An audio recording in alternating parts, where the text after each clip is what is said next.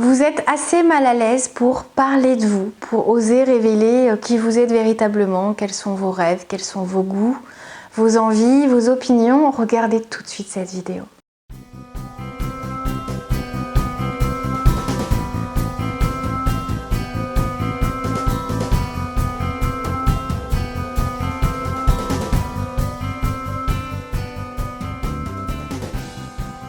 Bonjour à tous, je m'appelle Valérie Sauvage et je suis coach. J'accompagne des particuliers, mais aussi des professionnels qui ont envie de donner finalement un nouveau sens à leur vie ou de se libérer de certaines peurs, de certains blocages comme le manque de confiance en soi, comme la réserve, la timidité, ou alors de développer certaines facultés qui vont leur permettre finalement de changer de vie si telle est leur aspiration du moment et s'ils ont envie de profiter au mieux de cette existence prometteuse. Si vous vous retrouvez dans ce contexte, dans cette envie, dans ce besoin, contactez-moi. Vous pouvez me retrouver sur le site challengeyourself.fr et me contacter par mail contact@challengeyourself.fr.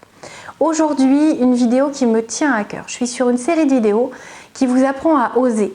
Oser être vous-même, oser profiter de la vie, oser parler à un inconnu, prendre la parole en public, oser finalement donner une autre dimension à votre vie. Aujourd'hui, un thème particulier, oser parler de soi.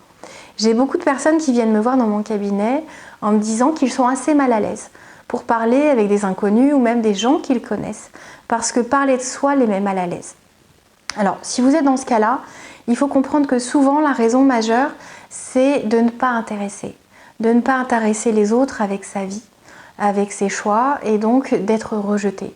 Et cette peur d'être rejeté est tellement forte qu'elle va amener beaucoup de personnes à plutôt écouter plutôt que d'interagir. C'est-à-dire que même donner sa propre opinion va être une menace pour ces personnes qui ont l'impression d'être jugées au moindre mot, au moindre haussement de sourcil, au moindre sourire.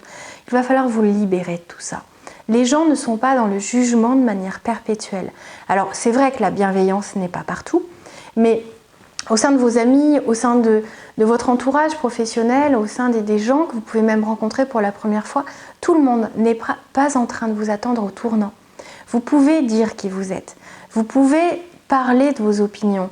Alors vous savez qu'il y a des sujets où tant qu'on ne connaît pas trop le contexte et le comportement et le caractère de certains, vaut mieux être prudent. S'il s'agit de politique ou de sujets sensibles, en tout cas, il faut savoir que vous avez le droit d'avoir vos propres opinions. Autant que vous savez respecter celles des autres, il va falloir que vous fassiez respecter les vôtres. Donc parler de vous-même, c'est aussi bien parler de qui vous êtes, de quel a été votre parcours, de quelles sont vos envies maintenant et puis vos envies futures, de quels sont vos goûts vestimentaires, vacances, nourriture. Parlez de vous-même. Si vous ne dévoilez rien de qui vous êtes, les gens vont finir par se demander qui vous êtes. Ils vont se dire, mais finalement, je vois cette personne depuis un certain nombre d'années et j'ai l'impression de ne pas la connaître. Vous pouvez très bien être à l'écoute. Et c'est très très appréciable en amitié.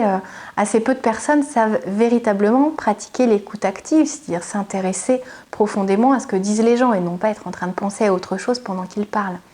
Simplement, ça ne s'arrête pas à une simple écoute. Il faut vraiment aller au-delà et puis réussir à montrer qui vous êtes pour être apprécié pour qui vous êtes vraiment. Si vous le cachez, les gens vont finir par se détourner de vous, par se demander qui vous êtes et peut-être par protection s'éloigner puisque l'inconnu, le manque d'informations fait peur à beaucoup et ils préfèrent s'éloigner plutôt que de chercher à creuser. Donc de vous-même, les personnes auprès de qui vous vous sentez en confiance, dévoilez-vous. Faites-le petit à petit. Le but n'est pas d'être hyper bavard et de noyer les autres dans vos anecdotes, dans vos envies, dans vos goûts, dans ce que vous avez fait, ce que vous allez faire. Ne soyez pas saoulant. Mais par contre, ouvrez-vous, dévoilez-vous. Autant que les personnes vont se dévoiler, mettez-les en confiance. Montrez-leur que vous êtes tout aussi capable de les écouter, de les conseiller si c'est leur demande, que de vous parler, enfin de leur parler de vos propres expériences, de vos propres ressentis. Et vous verrez que vous allez approfondir votre relation, que ce soit amicale, amoureuse, puisque dans beaucoup de couples, il y a des personnes qui n'osent pas parler d'elles, qui ont l'impression que même auprès de leur conjoint, elles peuvent ne pas être intéressantes. Et elles ont peur de perdre l'amour de l'autre, sous prétexte de ne pas avoir des anecdotes amusantes ou des réussites franches. Et donc finalement, mieux vaut ne pas parler que de parler de choses du quotidien. Votre vie est faite du quotidien. Votre existence, votre rythme de travail, vos habitudes, les gens que vous avez croisés, c'est aussi en parlant de votre vie que l'autre va apprécier être avec vous, il va savoir ce que vous faites.